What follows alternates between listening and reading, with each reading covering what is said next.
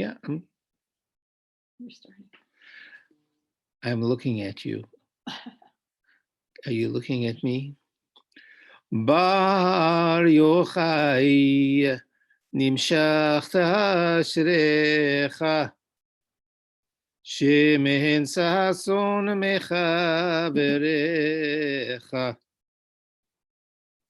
Bar Yochai Atzechitim Omdim Limudei Adonai Lomdim. I'm singing a song called Bar Yochai. Bar Yochai. This is his holiday.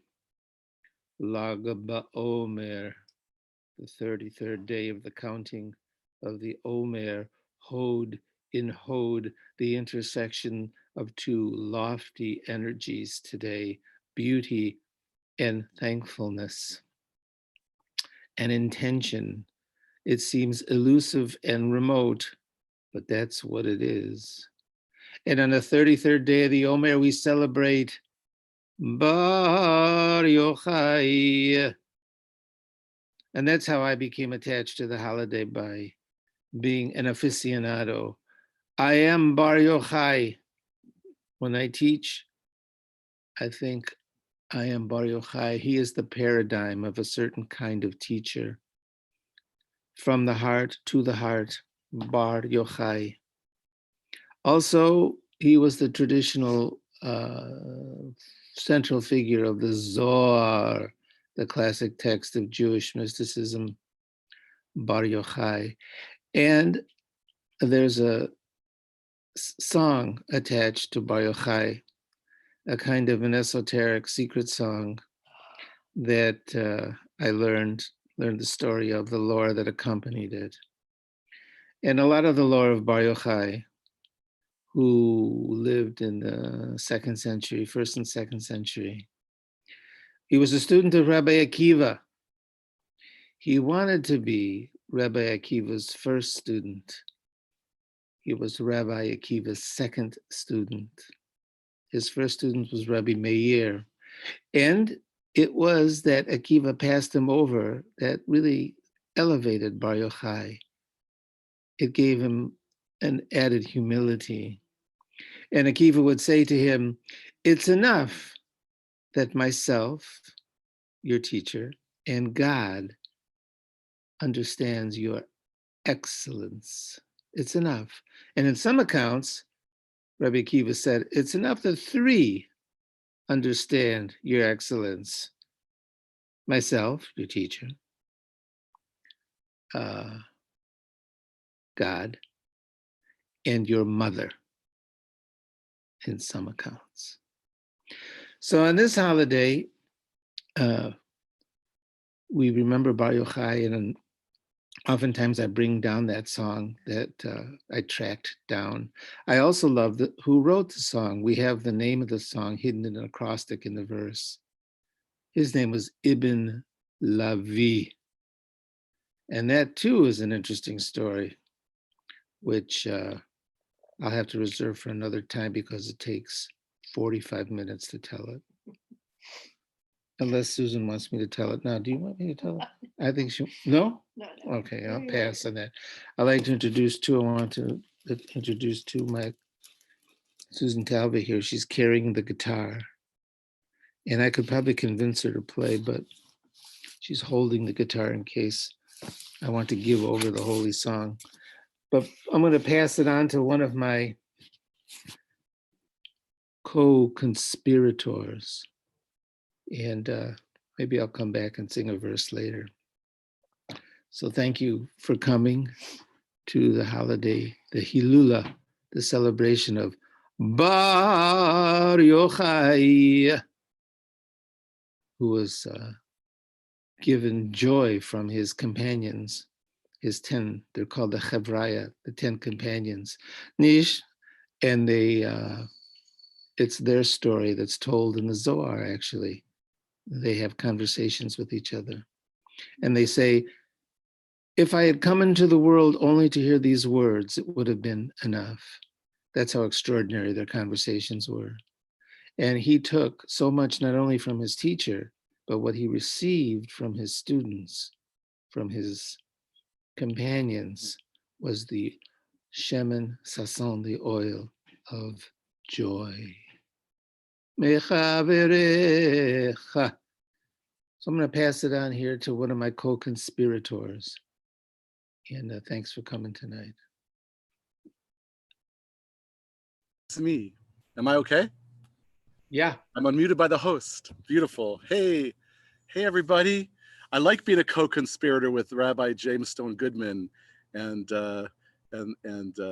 Susan and Karen and Danny. I feel like I'm part of the Chicago 7 or the Chicago 8 of co-conspirator. So I'm out in my backyard and I've made my Lag BaOmer fire, and we are in the period of the Omer, which is often looked at as a mournful period. We're in between the holiday of Passover and the holiday of Shavuos. We're in between the season of spring and the season of summer. And it's treated by the tradition like a mournful time, the Omer. And some people say the reason it's mournful is because although in the story of the Exodus, it's glorious that the slaves were freed and that we were a free people, we were lost because we didn't have the Torah yet. So it wasn't until 50 days of wandering until we reached Mount Sinai, and that's the 50 days of the counting. That's the 50 days between Passover, freedom, and Shavuot, the responsibility, the guidebook, the laws, the ethics of the Torah. And so it's treated like mourning, and it's perfect for me because you're not supposed to cut your hair or trim your beard. But there's one day that's supposed to not be a mourning day or not be a day that is heavy. And it's this day, the 33rd day, that's going to end when the sun sets. And they say, as Rabbi Jim said, it's the yahrzeit of Shimon Bar Yochai. The legend is that Bar Yochai said that he didn't want his yahrzeit to be a day of sadness. He wanted it to be a day of light and gladness. And so we have the fires and we have picnics and we have celebration and singing. The story that I love to tell about Bar Yochai, the legend of Shimon Bar Yochai, one of them, is that, it's said by the tradition that Bar Yochai's teachings became the Zohar, the book of mystical interpretations of the Torah. And it's said that right before he was supposed to die, right before his death, he gathered all his Talmidim, his students, around him, and he started to teach. And he taught and he taught and he spoke and he told stories and he gave interpretations and commentary, and as if it wouldn't end. And even though it was time for the sun to set and for it to be nighttime, it stayed light outside as Bar Yochai kept speaking and talking and telling and teaching, and his students waited and listened and learned. And only after Bar Yochai was finished with that long series of discourse did the sun finally go down and Bar Yochai died.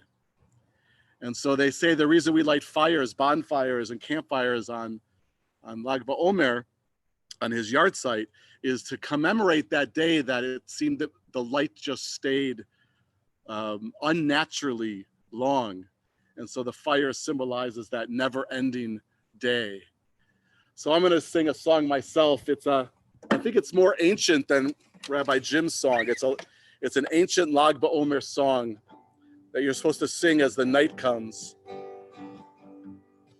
And then I'll pass it on to Rabbi Daniel, Rabbi Karen. But this is an ancient Lag BaOmer song to be sung around campfires all over the world.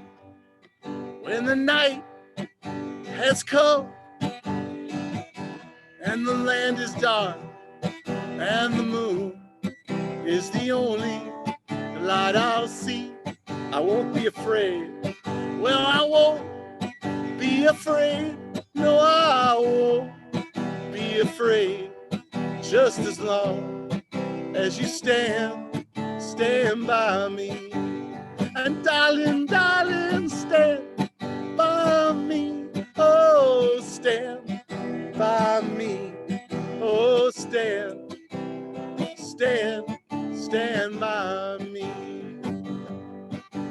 sky I look upon should crumble and fall, and the mountains should tumble to the sea,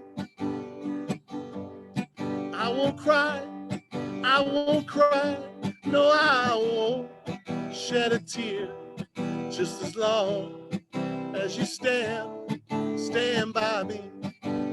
Whenever you're in trouble, you can stand by me. Oh, stand by me. Won't you stand by me? Darling, darling, stand by me. Oh, stand by me. Won't you stand? Oh, stand by me.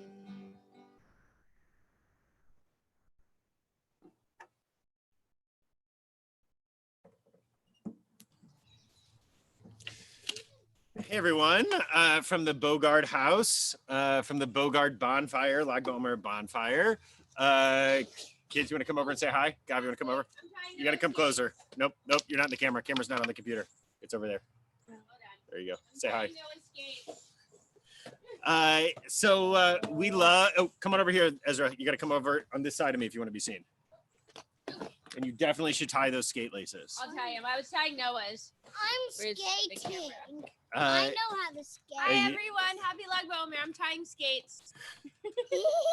I thought we'd sing a song. I thought we'd sing. I'm skating too. Oh, yep. I thought we'd sing what I think of as an old camp song, an old Jewish camp song.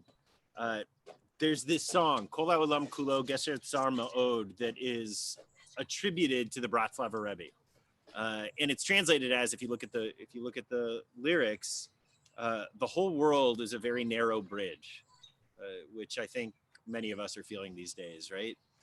And the most important thing is not to be afraid.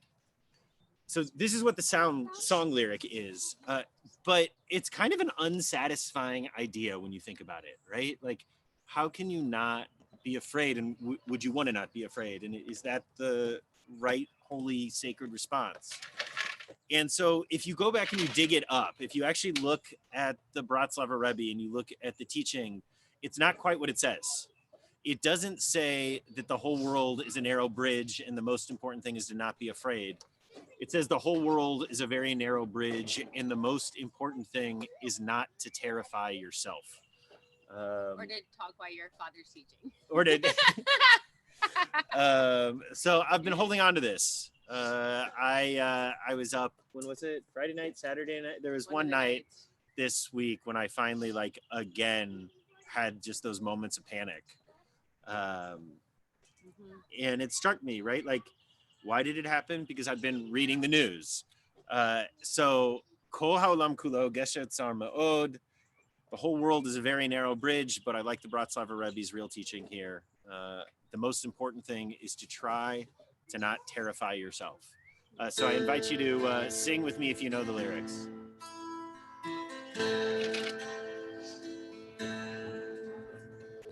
Kol Ha'olam Kulo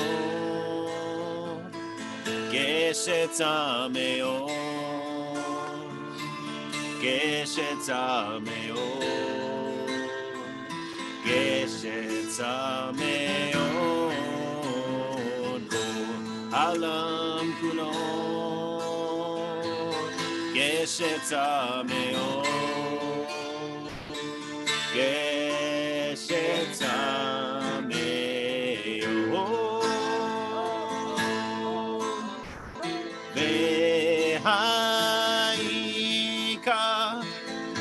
V'ha'ikar lo lefached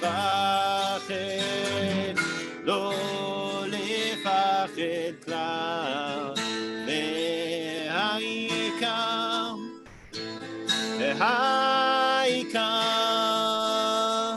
lo lefached klal.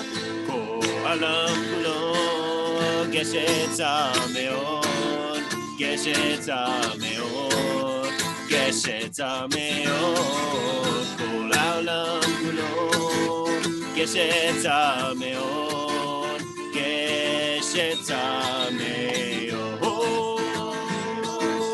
והיכה, והיכה, לא לפחד, לא לפחד כלל, והיכה,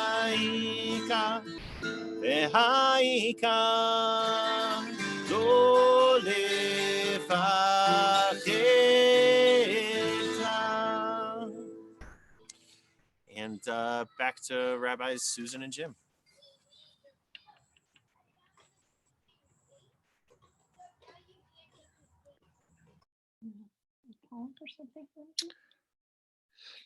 Oh, there's lots of stories about Bar Yochai in the Talmud. He's often quoted in the Talmud. Bar Yochai, Shimon Bar Yochai. He was actually something of a rationalist.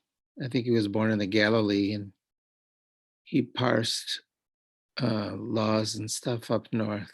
In Sidon, there's a famous story about him in Sidon when a divorced person came to him. They were trying to get divorced, and he convinced them that they had a celebration when they got married, so they should have a celebration when they divorced, and they decided to stay married, and then they had children after that. And Bar Yochai also, his father was friends with the Romans, and Akiva was, of course, imprisoned by the Romans, and Akiva tried to turn Bar Yochai against the Romans. Akiva said to him, "You can't trust them, you know." So turns out that the Romans allowed him to come and visit Akiva when they had him jailed, visit his teacher, and Akiva tried to convince him. And Bar Yochai's father was friends with the Romans. So another story, Bar Yochai went on a mission to Rome, actually. And on his way to Rome, whoops. What happened?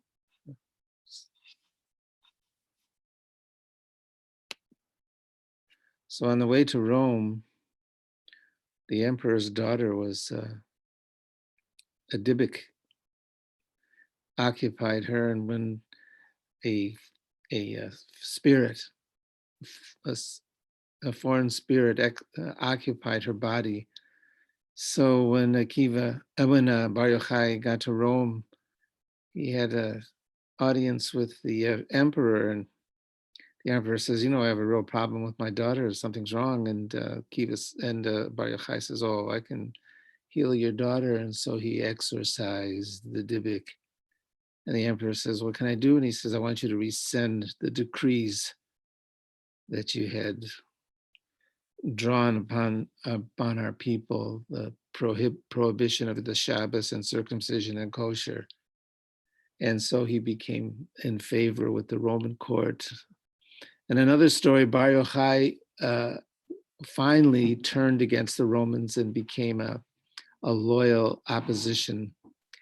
And he went into hiding. The Romans were in the land, and he went into hiding into a cave for 12 years, he and his son. And while he was in that cave, it's when he was instructed into the secret rites that he would be known for, the esoteric knowledge. He was instructed by Eliyahu Hanavi, Elijah the prophet. And he and his son Eliezer studied in that cave for 12 years, and it was time for him to come out. He came out. Wasn't safe, so he went back in for another year, 13 years. Then he came out, and this time he asked a different question. When he came out again, he says, "What needs to be done? How can I serve?" So there was some work to be done in the time in the land, and he purified some land, some areas, and the Romans were still in the land, but something of the fight had left him. So he spent his last days taking lunch in the sunshine and studying the texts. And he ended up believing that if he could do something right, that right twice, the world would be redeemed. Mm. Something that right twice, the world would be redeemed. So all the teachers that came after Bar Yochai that taught in that manner, we call them the mystical teachers, they all claimed Bar Yochai as the paradigm. Luzzatto, the Italian, the Holy Ari, Isaac Luria, the Baal Shem Tov, Israel ben Eliezer. They all said, I am Bar Yochai, I am Bar Yochai. And when they taught from the heart to the heart, Bar Yochai spoke through them. And oh my God, and look who's here, my sacred partner. She is Bar Yochai. And there's a little bit of a a devar acher, you know, there's another little legend about the, this is our campfire here, about the cave. The cave. Another kind of story about the cave is that when they were in the cave, a carob tree grew. Yeah. And a mystical spring came and fed them and nourished them. Yeah. So that they were open to the teachings. And another story comes to tell that after 12 years, they did come out of the cave, but Bar Yochai was looking for the world that he had left. And instead, when he came out, he saw, and you know, all of this happens outside of Sfat, the holy city of Sfat. A few miles down the road is the town of Meron. 5 kilometers northwest. I know, I walked it.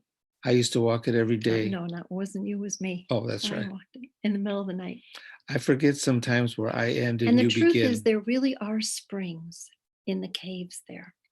There are many springs and many caves. It's a very limestone area.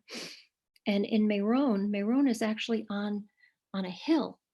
Meron is the town Where his tomb where is. his tomb is, where he lived. And the story is that when he came out, he was very critical of the Jews because they were planting. They were farmers. They had cattle. He said, I don't understand. How come you're not studying?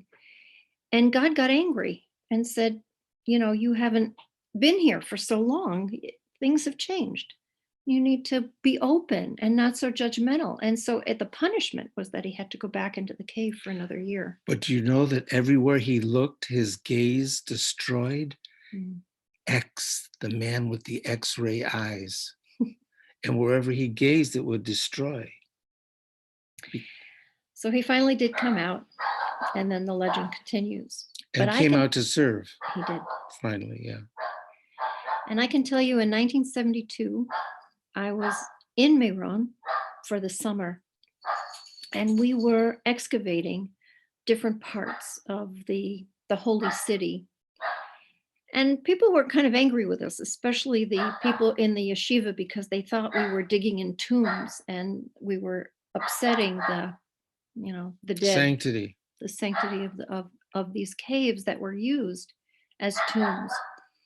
But it was important that we, kind of uncovered the history of the place.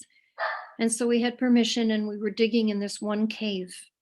And of course, we told lots of Bar Yochai stories, and we were looking for the spring and the carob tree and really thinking that we were in a tomb. But as we dug and we dug, we found it wasn't a tomb at all. It was a first century mikveh. Mikveh. It was a mikveh from the time of Bar Yochai. Fantastic. And it was the first time that a woman had been in the mikveh in over 2,000 years. And so in the Galilee. And so everyone made a very big deal That's a great story. about our beautiful mikveh. I love that story. That was in 1972? 1972. Wait a second. You had a life before you met me? Oh my God, it just occurred to me. Anyway, that's a great story.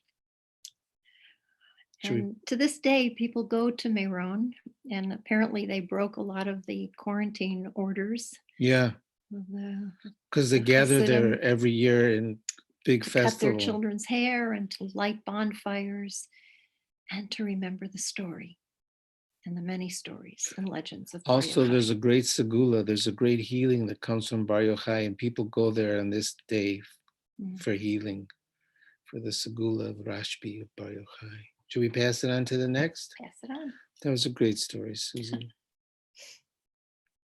So I wasn't planning to do this yet, but because Rabbi Susan, Rabbi Jim were sharing about Meron, let's see if this works here. Someone let me know if it does. Danny's disabled screen sharing, so Try it's again. okay. What's Try that? again. Yeah. All right. A little bit of let's see. Do you see that? So Amy and I went Nope, to Meron. nothing shared yet, Randy. Oh no. Try one more time. Well, okay. I'm not gonna spend much time on it. Oh, I see. Wait.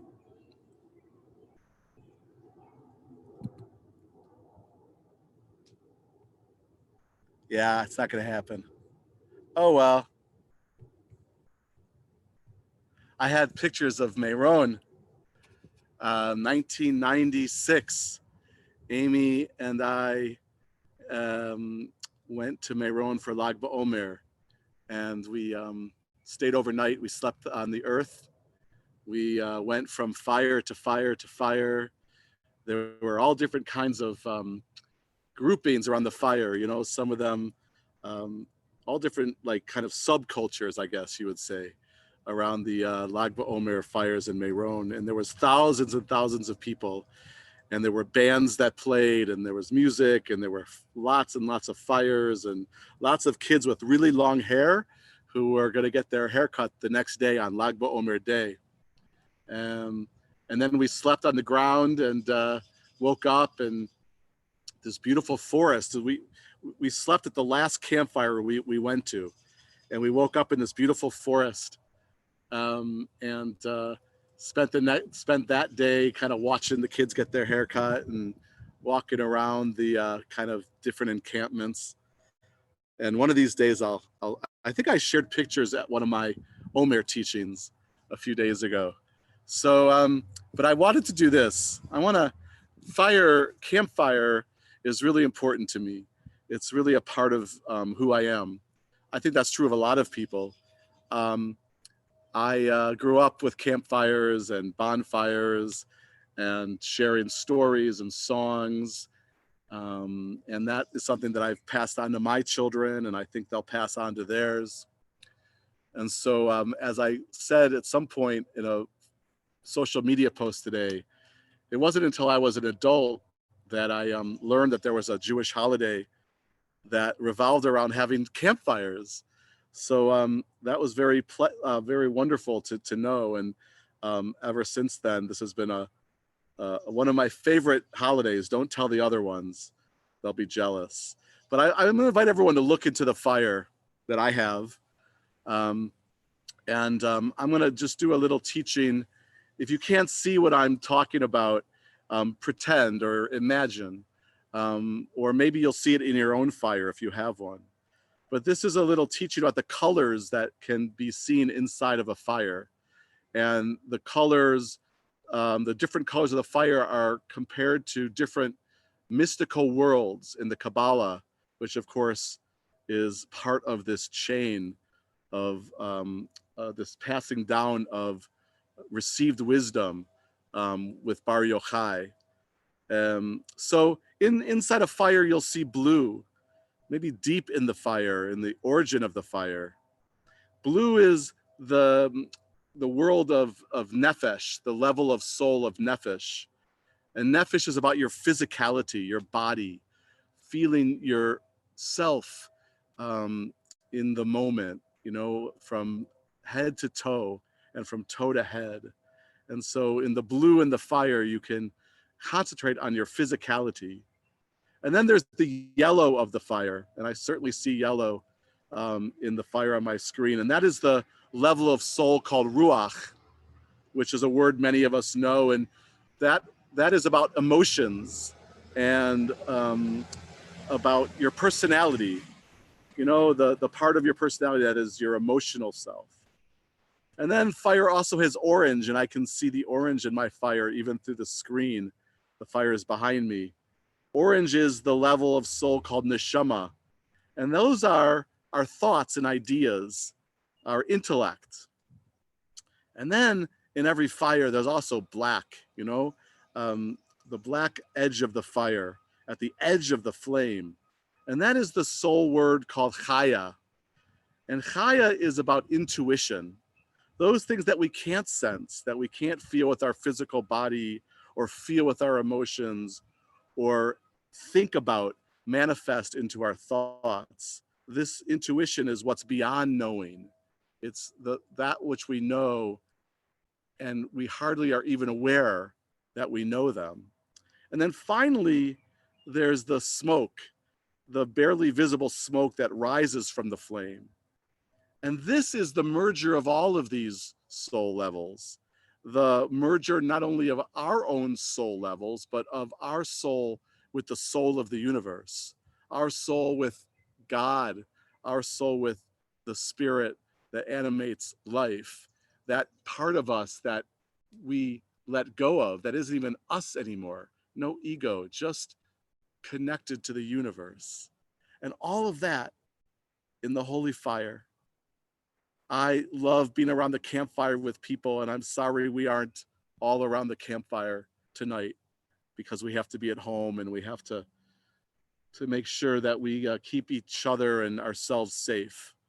But I hope that that all of the levels of soul accompany you wherever you are, and that you feel we feel one another's presence in the warmth and the glow of the fire.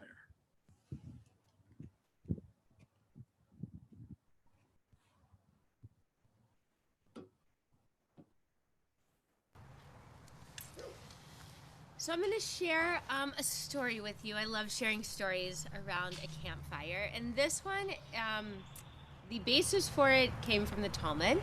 But I'm sure in the Talmud story, it was two boys. So my story is two siblings. So once upon a time, there was a family that lived on a farm with a large hill in the middle of the property. As the parents got older, they moved away and they gave their farm to their children. They gave half of it to Sammy and the other half to Jamie. The parents told Sammy and Jamie that they should each find their own life on either side of the hill and that each should care for their half of the farm. And so they did. And as they got throughout their lives, they had wonderful, wonderful lives. Sammy lived alone, focusing on the farm, on learning, and on friends. Jamie got married and had children, focusing time on the farm and on their growing family. Both Sammy and Jamie were really happy. Now one night, Sammy couldn't sleep, and tossing and turning, couldn't stop thinking about Jamie. How hard it must be for Jamie, with all those people to take care of. Jamie must really be suffering, with all those mouths to feed, and the house must feel very crowded. It probably does, I can speak to that. I have so much, Sam thought. I should give some of what I have to Jamie. I live here alone. I don't need my full crop. I know our parents split everything in half, but Jamie should have more because there are more people over there.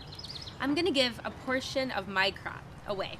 It will be a wonderful surprise for the family to wake up to. And so, as the night grew darker, Sammy went outside, put a bushel of produce in the wheelbarrow, and wheeled it quietly up the hill and down the hill, and placed it in Jamie's barn, and then went quickly home before anyone could see.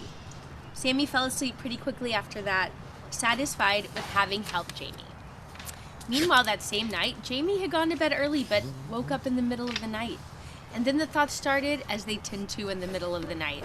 Jamie couldn't stop thinking about Sammy, and how all alone, Sammy couldn't possibly get all the harvesting done that was needed. And Sammy must be so lonely, all alone on the other side of the hill. Jamie realized what needed to be done. Sammy should have more of the harvest, so Jamie was going to share it. So Jamie snuck out of the house, loaded a bushel of produce into the wheelbarrow, rolled it up the hill and down the hill, and placed it in Sammy's barn, and then went quickly home and crept back in, so no one could see Sammy. After that, Jamie fell back to sleep, no one could see Jamie. After that, Jamie fell back asleep, satisfied with having helped Sammy. The next morning, both Sammy and Jamie were surprised to see that all of the produce that they had at the start of the night was still there. How could this have happened? Maybe they dreamt the whole thing? Maybe they had more than, maybe they thought they had more than before they went to bed. Well, they thought, I should still help out. Maybe tonight. During the day, neither Sammy nor Jamie really thought about it. And then night came again. Again, Sammy couldn't fall asleep, thought of wanting to help Jamie, so repeated the actions of the night before. And Jamie again woke up in the middle of the night and did the same. Again, when they woke up in the morning, it was as if they still had everything. And then one night, Sammy went to bed a little later than usual and started for Jamie's barn a little later than usual. And Jamie woke up in the middle of the night a little earlier than usual and started for Sammy's barn a little bit earlier. Sammy went up one side of the hill with a wheelbarrow full of produce, and Jamie went up the other side of the hill with a wheelbarrow full of produce. And as they both reached the crest of the hill and they saw each other, both realized what had been going on night after night. And they smiled and they embraced. And that spot became a sacred spot, a place of holiness and love and connection. Because it was there the two siblings had reached out to help each other and showed true love for each other. And because both Sammy and Jamie learned that even though someone else is in a different situation from our own, it isn't necessarily better and it isn't necessarily worse. But when we reach out and help, when we think about the challenges that others might be having and have compassion and empathy for them, we too can create sacred moments and holy places wherever we go.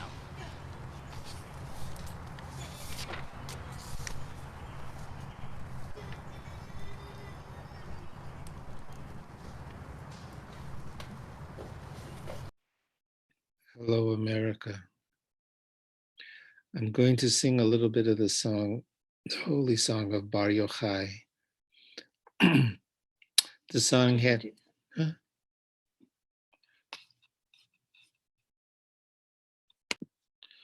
The song had the reputation to heal the physical and align the spiritual.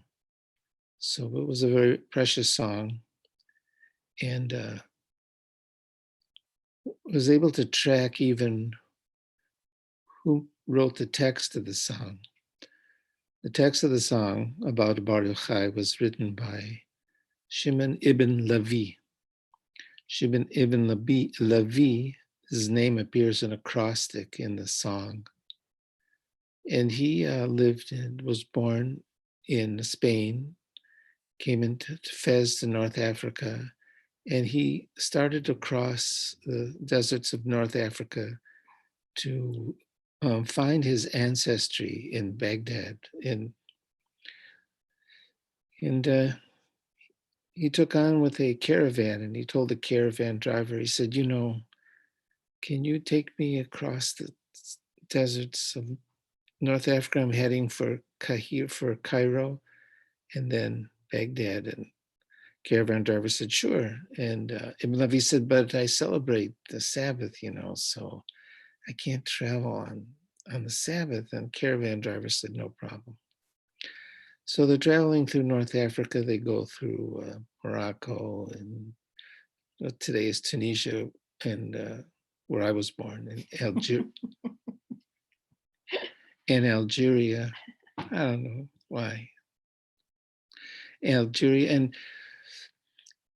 it became the Sabbath. And Ibn Levi reminded the caravan driver, I have to stay here. I can't travel on the Sabbath.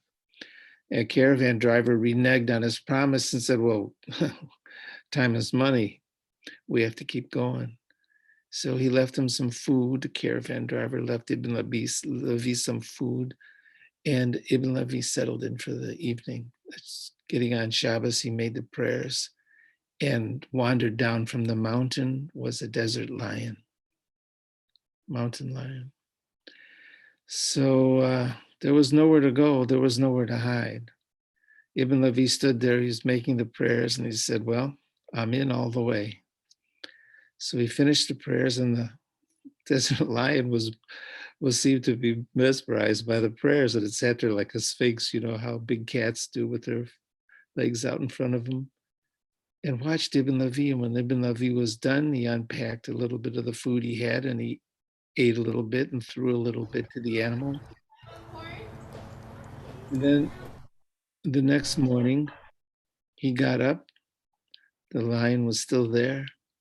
Ibn Levi made the morning prayers, unwrapped his food, ate a little bit, threw a little bit to the lion, sat there for the whole Shabbos, waiting for Shabbos to be out. They made the third meal at the end of the Shabbos. Lion sat there watching Ibn Levi, mesmerized by the prayers. Ibn Levi made the prayers, unwrapped what food he had left, threw a little bit to the lion, ate a little bit.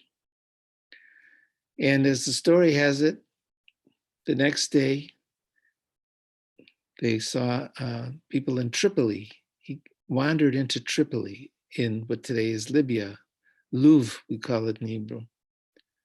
And on the back of the lion rode Ibn Levi into Tripoli. And everybody thought, oh, this must be some person. Ibn Levi said, I'm on my way to Baghdad. And at that time, around the turn of the 15th century, there was no Torah knowledge left in Tripoli.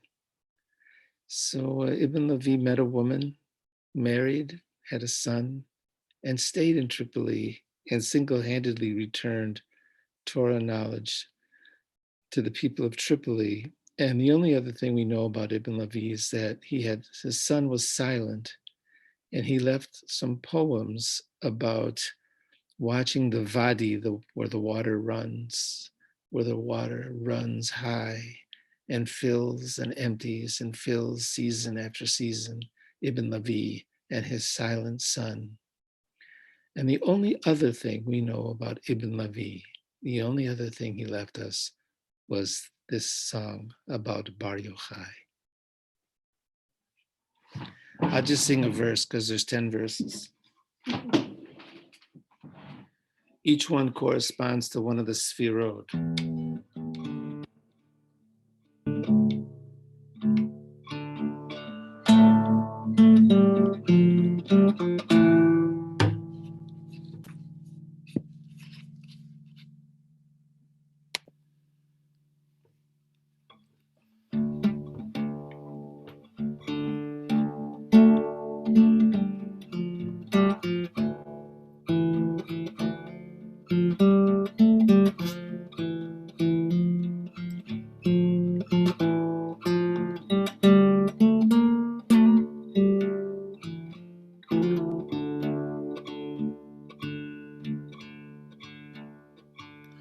Bar Yochai Nimshach Tashrecha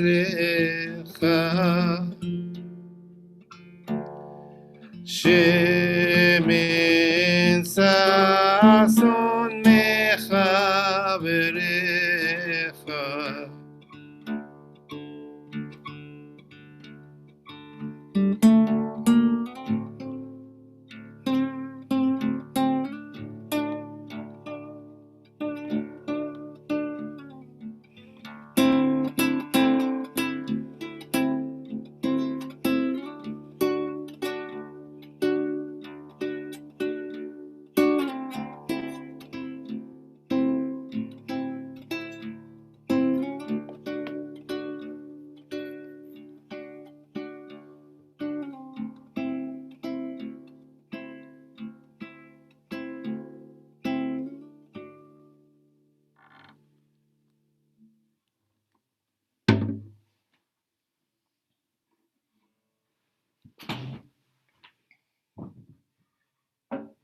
Rabbi Daniel, shake your head. Were you eating corn on the cob? That's awesome. That is a traditional Lag BaOmer dish, I think. So I want to reserve the right to, I want to sing Shema and Hashkivenu, but I want to wait till it's a little bit darker out, a little bit more towards evening. So I'm going to save that for maybe what'll be my last round or next round. So I'm going to offer a song. I talked about campfires and what they mean to me. And this song I'm going to sing is one of the reasons, or I guess one of the fond associations I have with campfires. So, probably 9-10 years old, and I'm at summer camp in northern Minnesota that became eventually a home for me, and one for my family later on as well. And a counselor nicknamed Willard, um, um, sang incredible songs, kind of blew my mind. He sang songs by he sang John Prine songs, and he sang songs by a singer-songwriter named Michael Murphy, who's now known as Michael Martin Murphy. Michael Murphy sings kind of a hybrid of country and folk and rock and gospel. And I came home from the summer only wanting to buy Michael Murphy albums at the record store, and kind of really directed my taste in music for forever. So I want to sing one of the songs that Willard used to sing around the campfire that is actually about, there's the fire is in the song. And I used to cry and cry and cry when I'd hear this song, especially when it was coming towards the end of camp. So sitting here by the fire in my backyard in University City, I'm thinking about northern Minnesota and all of the campfires. Oh, I'm turning on original sound. Proud of me? All right, it's called Carolina in the Pines.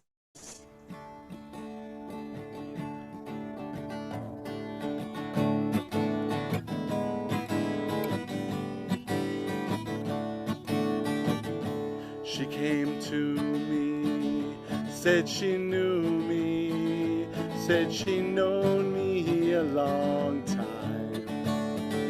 And she spoke of being in love with every mountain she had climbed. And she talked of trails she walked up far above the timberline.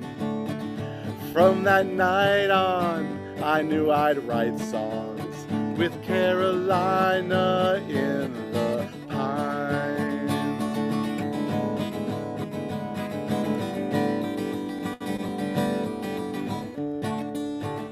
There's a new moon on the 14th, first quarter the 21st, and the full moon in the last week. It brings a fullness to this earth, and there's no guesswork in the clockwork on the world's heart or on mine. Yes, there are nights I only feel right with Carolina in the pines.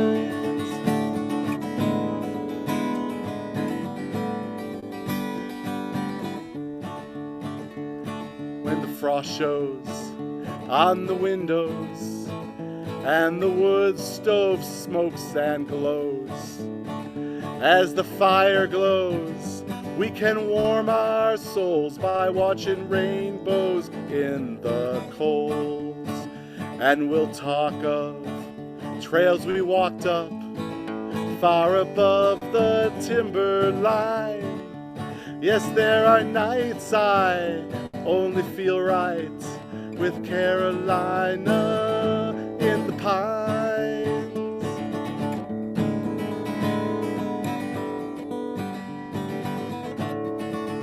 Yes, there are nights I only feel right with Carolina in the pines.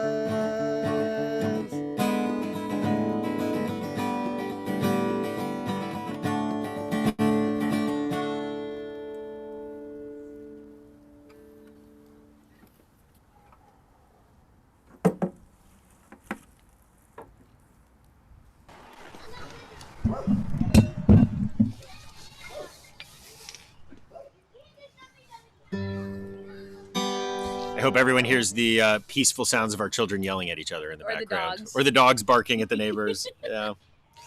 Yeah. Welcome to a slice of our life. Yeah. Yeah.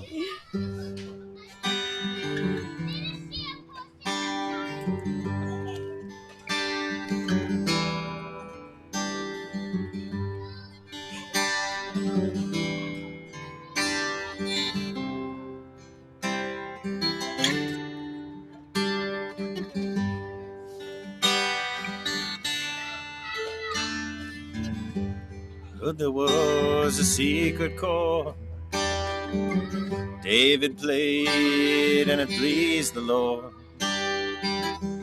You don't care about music, do you?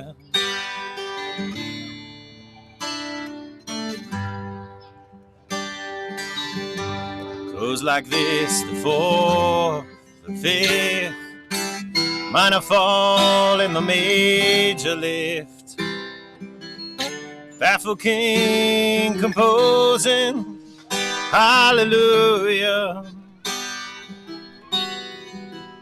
hallelujah,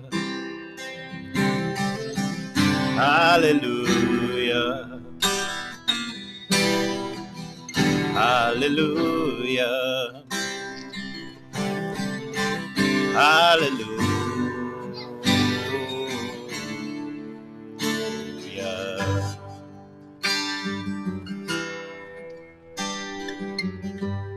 Faith was strong, but you needed proof. You saw a bathing on the roof. The beauty in the moonlight overthrew you. Tied you to a kitchen chair.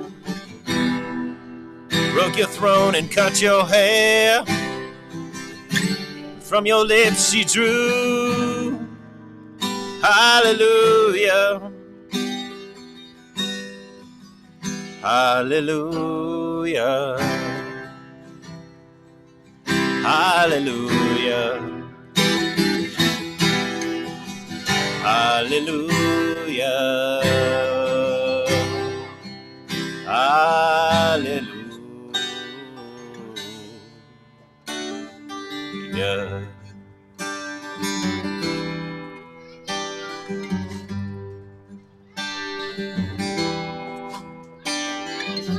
You say I took the name in vain. I don't even really know the name. But if I did, well really, what's it to ya? It's a blaze of light in every word. It doesn't matter which you heard. The holy or the broken, hallelujah, hallelujah, hallelujah, hallelujah, hallelujah.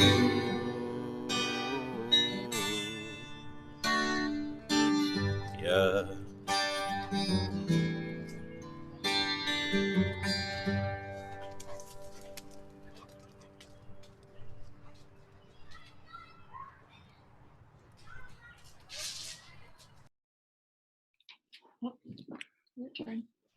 You have to unmute that.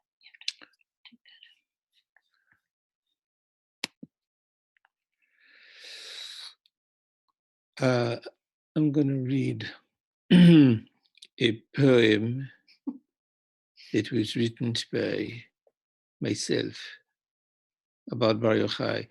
I could tell a story, but it's a long story. And it's mostly about people that nobody knows. So I'll read the poem.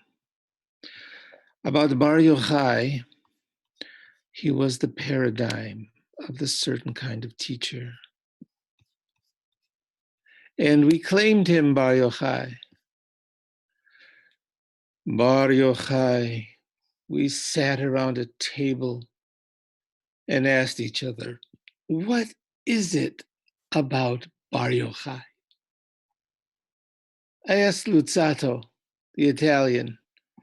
I am Bar Yochai, said Luzzatto. I asked the Holy Ari, what is it about Bar Yochai? The Ari looked into my forehead, read out the pathway of my soul. I asked the Baal Shem Tov, the master of the good name, what is it about Bar Yochai? He was the one who expressed ambiguity, said the Besht. He was the one who expressed ambiguity, one eye smiling, one eye crying. Bar Yochai attached himself to the present, said the Baal Shem Tov, in wonder and terror simultaneously. He detached himself from outcomes. He left students. I am Bar Yochai, said the holy Israel ben Eliezer, the Baal Shem Tov. On this we all agreed. Bar Yochai dreamed peace. On the way to Rome, he fell into a pond, saw two letters floating in the water. He looked up into the sky, saw the complete dream of peace in one word imprinted in the heavens. He wrote, I have half of everything I want. Thus he spent his last days believing if he could make the peace prayers properly twice, the world would be redeemed. Excuse me, he often said, while I kiss the sky. Bar Yochai.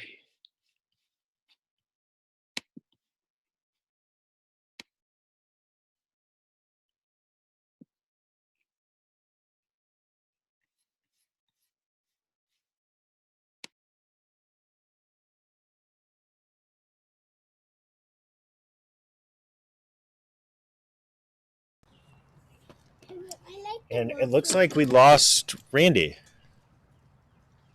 Yeah, but not long enough. Everyone say hi. We lost Rabbi Randy. We're having a Lagba Omer marshmallow roasting. Oh, here. He's back. Look at that. Oh, good. Good timing. Welcome back. You're muted. Oh, he's unmuted me. Had a little technical difficulties, my friends, but we're back. Oh my. So kind of getting towards evening. So I thought I would do an evening prayer. And of course, this evening ends the Lag BaOmer. We'll be moving to the 34th day of the Omer, and before we all depart, we'll count the Omer for the 34th day and move towards Mount Sinai and Shavuos, moving towards summer. But for this evening, that it's been a privilege to be outside and to sort of feel the elements with the fire warming, being a warming source. So I thought I would sing the evening chant and then sing the Shema, and anyone feel free to join me. And then Hashkivenu. Evening the evenings, evening the frayed edges of our lives, Ma'ariv, Aravim, Amen. Ma'ariv, Aravim, Amen. Evening, the evenings, evening the frayed edges of our lives, Ma'ariv, Aravim, Amen. For the source of everything the source, the power that connects us all, that allows us to feel compassion for those that we know and for those that we will never meet, to feel compassion for ourselves, to even feel compassion for Mother Earth, to feel that there is nothing separating us from each other, us from the natural world, nothing separating us from the divine. In this moment, on this Lag BaOmer, during this crisis, all the world truly is one, is echad. Shema Yisrael, Adonai Eloheinu, Adonai Echad.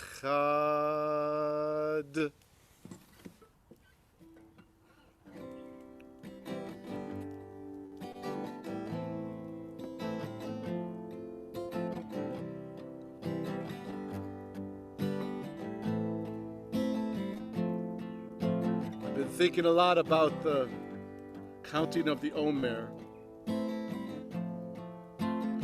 Thinking about the fact that we know when the Omer count begins and then we know when it ends. It is definite, it is certain. Begins at Passover, ends at Shavuot.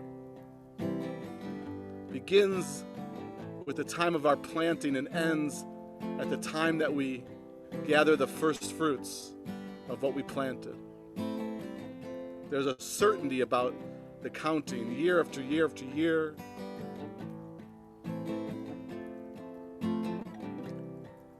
And yet there's also another counting for us in 2020. Counting the days that we are battling a virus. Counting the days that we are in quarantine. Counting the days that our lives have been narrowed and people are suffering.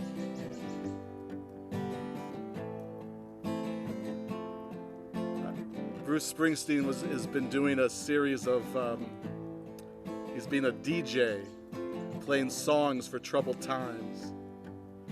And he said he's actually marking each day, marking it, just like counting the Omer, marking each day that he's had to stay at home and shelter in place. So this time, though, is uncertain. We don't know when it will end. We don't know how it will end. It's not like counting the Omer in that way. But at the same time, it might be like the original counting of the Omer and the story in the Torah. The children of Israel, they knew they had left slavery, but they didn't know when they would reach Mount Sinai. They didn't know when they would reach the Promised Land. Their count did not have a definite end. And yet, in the end, there was an end. And there was the Promised Land. And there was hope. And there was a new beginning. Let it be true in our days of counting as well. Hashkivenu Adonai Eloheinu Lishalom V'hamidenu Shomreinu Lechaim Hashkivenu Adonai Eloheinu Lishalom V'hamidenu Shomreinu Lechaim.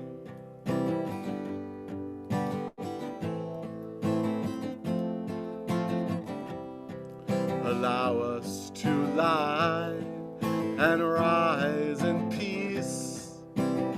Shalom. Allow us to lie and rise in peace. Shalom.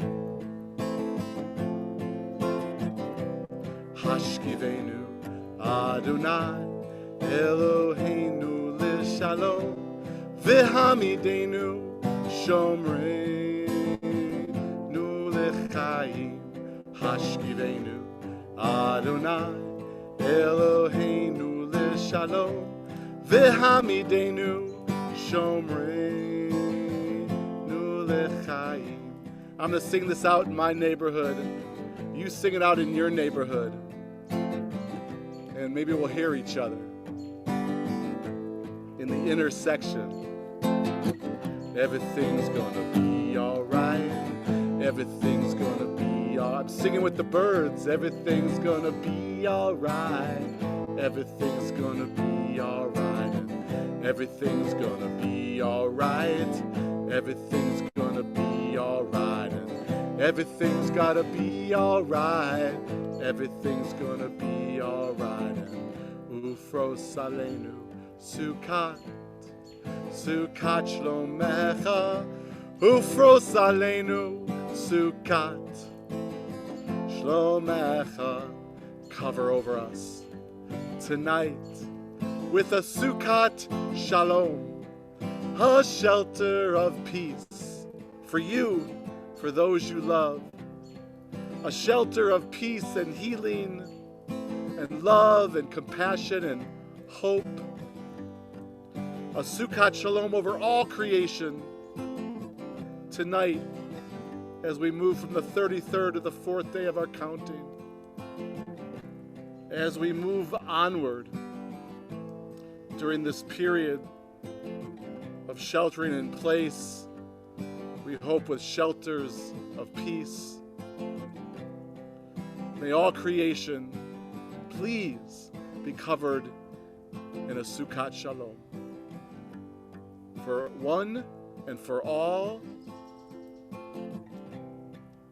Amen. Shalom. Peace.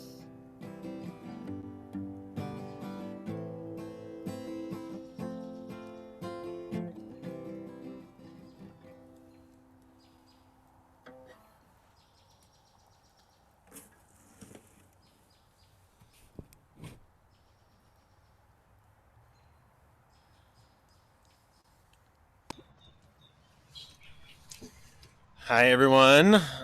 Welcome back to our campfire over here. Getting darker. It's getting darker. Yeah, we're down to one child out here. The other two have melted in various forms. Manish to Nahalaila. Exactly. Ezra, you want to say hi to everyone? We're roasting marshmallows. And we're roasting marshmallows. So I thought I would share a lullaby that's one of our favorites, and I happen to know one of Randy's favorites as well. So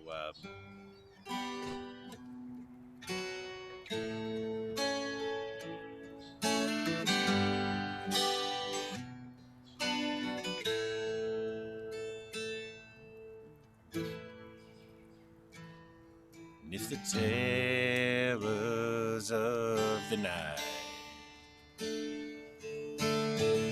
creeping into your days, the world comes stealing children from their rooms. Guard your innocence from hallucination. Know that darkness always gathers around the light. There is a light, can't always see. There is a word, can't always be. There is a dark, we shouldn't doubt. There is a light, don't let it go out.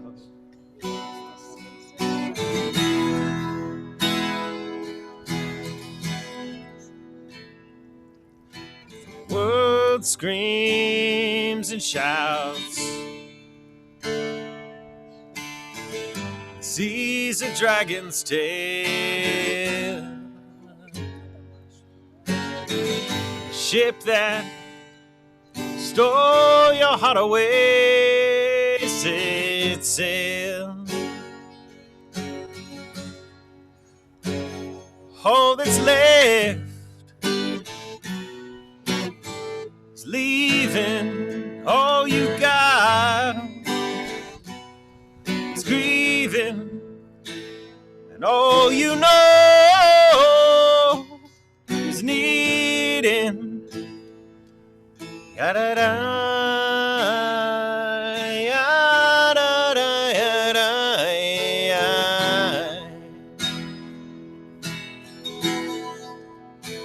There is a light we can't always see. If there is a world we can't always be. If there is a dark we shouldn't doubt. There is a light, don't let it go out. This is a song.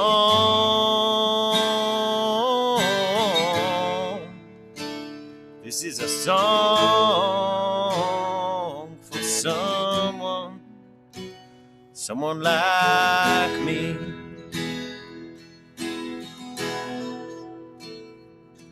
I know the world is done. You don't have to be. I got a question for the child in you before it leaves. Are you tough enough to be kind? Do you know your heart's got its own mind? Darkness gathers around the light. Hold on, hold on. If there is a light, can't always see. If there is a world we can't always be. If there is a dark we shouldn't doubt. There is a light, don't let it go out. This is a song. This is a song for someone. This is a song. This is a song for someone like me. Someone like me.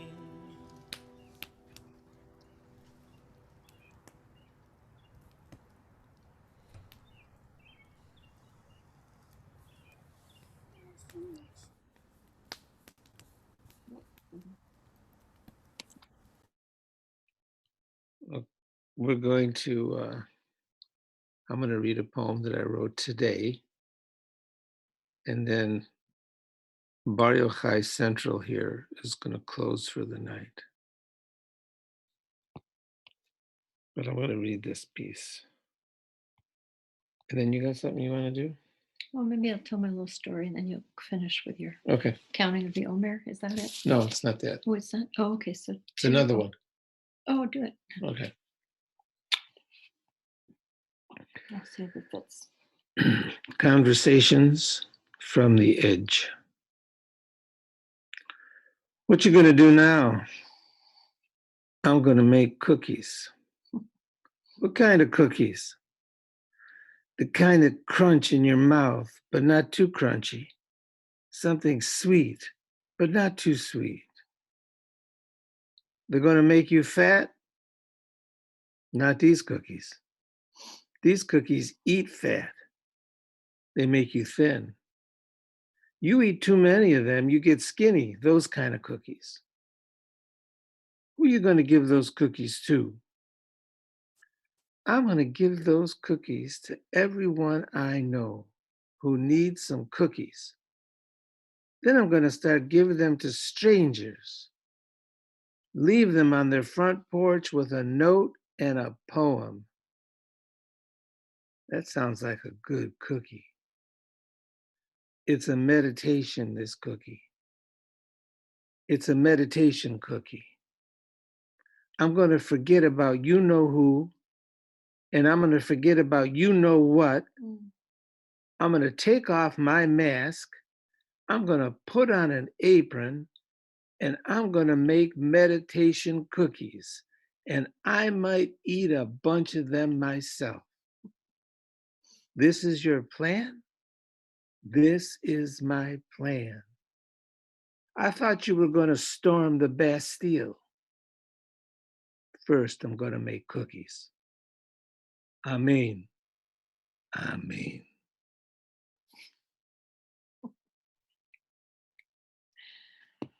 Well, it's been lovely sharing the campfire with the rabbis, the music and the stories and the poetry and the song. I was thinking about Karen's story, about the brothers, about Jim's teachings, about how Bar Yochai promised that if we could do two things right, redemption would come. And the promise that at one time, Lag BaOmer stayed a plague. So maybe it didn't happen yet, but it tells us that it's possible. And like Karen's story about the brothers, there is this other story about the holy city of Sfat. Because there is something about praying on the graves of our ancestors. There is something about calling upon Bar Yochai and Rabbi Akiva to help us in this time, to help us lift up our spirits and promise us that a better time is possible. And so the other person that's buried near that place is the Holy Ari. And there's lots of stories about the Holy Ari buried in the cemetery in the city of Sfat, not far from Meron, just 5 kilometers. Right? Southeast. Right, up the road. And there's this great story about someone visiting the synagogue of the Ari in Sfat. And on the wall of the synagogue of the Holy Ari was a painting of the Golden Dome, the Mosque of Omer on the Temple Mount. And another rabbi came in and visited and said, how could this be? Why would there be the picture of a mosque in this holy synagogue? And like Karen's story, where the two brothers, that bold act of compassion, that act of love, that doing that thing, I guess, twice perfectly, in that place, the temple is born, or there's redemption possible. So in this story too, in that moment where he questions why the mosque is on the wall of the synagogue, remember this story? He's transported to the Temple Mount. And when he gets there, he sees two groups of people. He sees Muslims on one side and Jews on the other side, all claiming this space, and ready to fight. And what they do is they stand there in such tension, ready to fight for this holy space, not wanting to share it, not thinking that anything else was possible but the violence that was about to happen. And the tension becomes so great that someone from one side, we don't know which one, threw their weapon, but it fell short. And it fell between them. And so someone else threw their weapon on top of that one, and another, until all of the weapons of war were piled in between them in a great pile. And someone thought to light them afire, made the greatest fire that anyone had ever seen. They burnt all the weapons of war. And in that place, the smoke, like the incense of the temple, went into the heavens and drew godliness down. And in that place, peace, peace, and healing came forth. So I hope our fires have brought some light back into this dark time that we're in.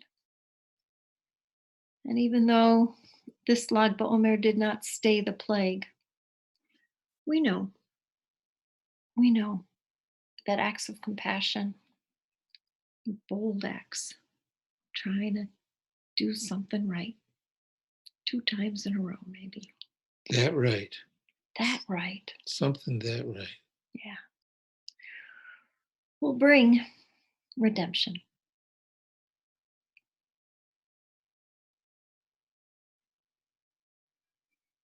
So, do you all want to count the Omer for us? sure.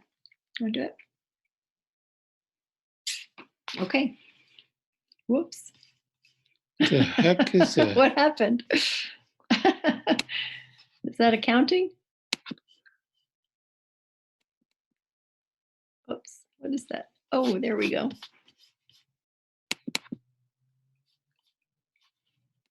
We have 34.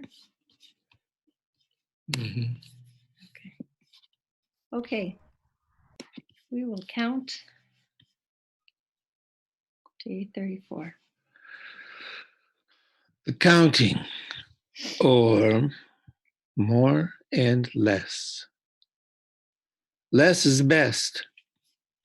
Counting 34. More, usually less.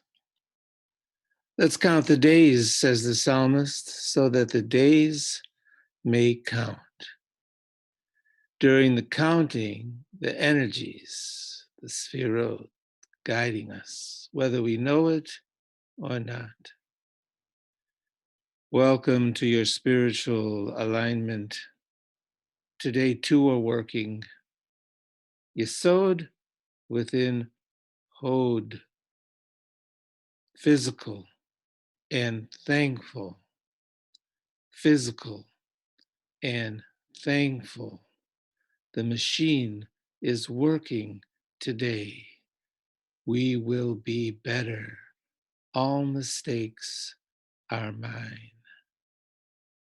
Today we count 34. Baruch atah Adonai Eloheinu melech haolam asher kidshanu b'mitzvotav v'tzivanu al svirat haomer. Blessed are you, eternal our God, ruler of the universe, who made us holy with mitzvahs and asked us to count the Omer. Tonight begins. Number 34, may it come to you for good. Amen. Amen.